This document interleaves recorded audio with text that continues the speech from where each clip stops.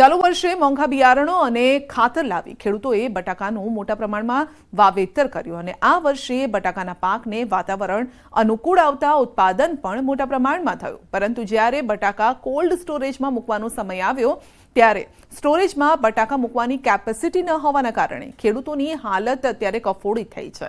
તો ખેડૂતોના બટાકા ખેતરોમાં જ રઝળી રહ્યા છે। ખેડૂતોનું કહેવું છે કે કોલ્ડ સ્ટોરેજના સંચાલકો વેપારીઓના બટાકાનો સંગ્રહ કોલ્ડ સ્ટોરેજમાં કરી મનમાની કરી રહ્યા છે। સરકાર દ્વારા કોલ્ડ સ્ટોરેજ સંચાલકો સામે યોગ્ય પગલાં લેવામાં આવે તેવી ખેડૂતોની માંગ છે। બહાર રઝળી પડ્યો અત્યારે ખેડૂતની દશા એવી છે કે માર્કેટમાં નથી ભરાઈ શકતો અને વેપારી પણ કોઈ ખેતરમાં લેવા તૈયાર નથી। અમારે વીઘે 50,000નું ખર્ચ થાય છે। કોન્ટ્રાક્ટ ફાર્મ વાળે જે કંપનીઓ વાળે જે બટાકા સ્ટોર ભાડે લઈ લીધા છે, તો હવે માલ ખેતરોમાં ખેડૂતોનો માલ વધી ગયો હોય તો એ માલ મૂકવો ક્યાં? જોકે કોલ્ડ સ્ટોરેજના સંચાલકનું કહેવું છે કે બટાકાના કોલ્ડ સ્ટોરેજના સંગ્રહને લઈ રાજનીતિ કરાઈ રહી છે। હાલ 1 કરોડ બટાકાના કટ્ટા કંપનીના કોલ્ડ સ્ટોરેજમાં આવ્યા છે। સારા ભાવ સાથે ખેડૂતોને કંપનીએ વાવેતર કરાવ્યું હતું। જોકે કંપની દ્વારા 1 કરોડ કટ્ટાનું વાવેતર ન કરાવ્યું હોત તો બટાકાને રોડ પર ફેંકવાની સ્થિતિ આવત। કોલ્ડ સ્ટોરેજમાં અમારી જગ્યા હોય એટલા બધું ખેડૂતો ના પાડતા નથી, પણ આ સાલ બમ્પર ઉત્પાદનના કારણે જે લેટ વાવેતર કર્યું છે એમના બટાકા બહાર રહી ગયા છે। અત્યારે જગ્યા છે ને અમે નથી લેતા એવું નથી, પણ જગ્યા જ એકચ્યુઅલી કોલ્ડ સ્ટોરેજ અંદર છે નહીં। ને બીજી વાત છે કે કંપનીઓના બટાકા લે છે ને ખેડૂતના નથી લેતા, એ પણ એવું પણ નથી। તો સાંસદ જ્ઞાનીબેન ઠાકોરે રાજ્યના કૃષિ મંત્રી રાઘવજી પટેલને પત્ર લખી રજૂઆત કરી। બનાસકાંઠા જિલ્લામાં જે 225 જેટલા કોલ્ડ સ્ટોરેજ આવેલા છે તે તમામ કોલ્ડ સ્ટોરેજના સંચાલકો અત્યારે ખેડૂતોના બટાકા સંગ્રહ કરવાના બદલે વેપારીઓના બટાકાનો સંગ્રહ કરી રહ્યા છે અને જેથી ખેડૂતોને કોલ્ડ સ્ટોરેજમાં બટાકા રાખવાની જગ્યા નથી। ખેડૂતો સાથે અન્યાય થતો હોવાની વાત કરી છે।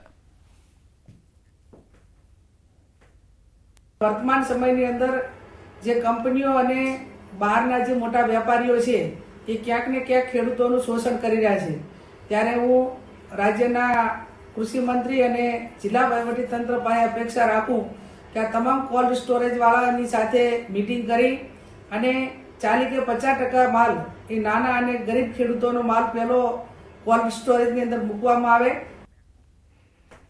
ગીર સોમનાથ જિલ્લાના પ્રાસલી માર્કેટિંગ યાર્ડ ખાતે તુવેરની ખરીદીને લઈને ખેડૂતોની મુશ્કેલી વધી છે। ટેકાના ભાવે ખરીદેલી તુવેર રિજેક્ટ કરાતા ખેડૂતોમાં ભારે રોષ છે।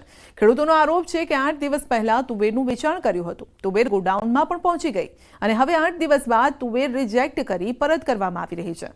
તુવેરનું વેચાણ કરી તેને ડમ્પ કરી દીધા બાદ તેને રિટર્ન કરાતા ખેડૂતોને બમણી મુશ્કેલી વેઠવી પડી રહી છે।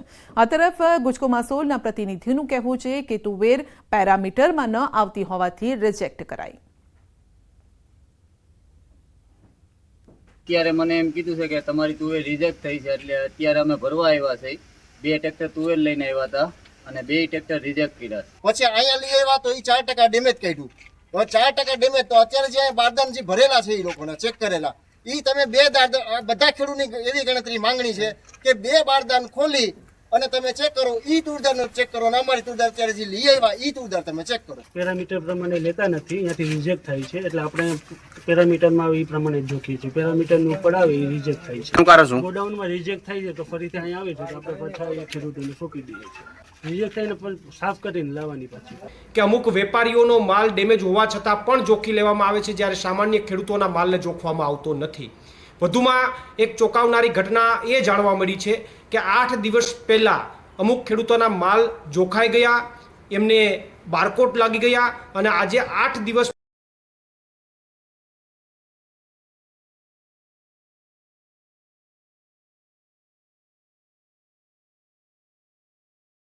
મુશ્કેલી વેઠવી પડી રહી છે। ઉબડખાબડ રસ્તાના કારણે વાહન ચાલકોમાં પણ અકસ્માતનો ભય છે। સોનગઢથી હિંડલાથી જંગલમાંથી પસાર થતા આ રસ્તો વ્યારા તરફ જઈ રહ્યો છે। અહીં ખેડૂતો શાકભાજી વેચવા વ્યારા જવા માટે આ રસ્તાનો ઉપયોગ કરે છે, પરંતુ રસ્તા પર મસમોટા ખાડા હોવાથી તેમને હાલાકી વેઠવી પડે છે। વર્ષ 2017-18માં આ રસ્તો બનાવવામાં આવ્યો હતો અને તેના થોડા વર્ષની અંદર જ રસ્તો ખરાબ થઈ ગયો છે। આજ દિવસ સુધી આ રસ્તાની ક્યારેય મરમ્મત નથી કરાઈ। અમને રસ્તાનો પ્રોબ્લેમ છે, રસ્તો ખરાબ છે। હિંડલાથી ધનમૌલી સુધી 5-6 કિલોમીટરનો રસ્તો છે અમારે વ્યારા માર્કેટમાં ભીંડા લઈ જવાનું આ રસ્તો અમને સારું પડે સીધું, ને આ ખરાબ હોવાથી અમને સોનગઢ બાજુથી ફરીને જવું પડે. અહીંથી ઇંદલાથી જવા માટે, વ્યારા જવા માટે રસ્તો બહુ ખરાબ છે. રસ્તો આ લોકોને બહુ તકલીફ પડતું છે આ રસ્તા માટે. તો રસ્તો થઈ જાય તો સારો.